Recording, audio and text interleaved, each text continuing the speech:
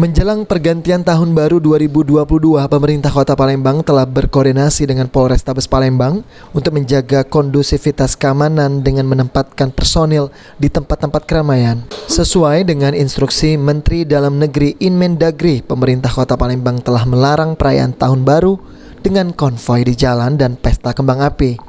Wakil Wali Kota Palembang Fitriyanti Agustinda menjelaskan, saat ini kondisi Kota Palembang masih rawan terhadap penyebaran COVID-19, terutama setelah munculnya varian baru Omikron. Fitri meminta kesadaran dari masyarakat untuk menahan diri, tidak melaksanakan aktivitas yang melibatkan kerumunan, terutama untuk berkonvoi di jalan pada saat malam perayaan Tahun Baru. Sudah ada gelombang penularan COVID yang lain, dan kami berharap tentu saja seluruh warga masyarakat Kota Palembang betul-betul bisa menyadari kondisi ini dan cukup menahan diri untuk tidak melaksanakan aktivitas yang sifatnya mengadakan kumpulan-kumpulan, kerumunan-kerumunan, terutama di hari Natal dan juga Tahun Baru.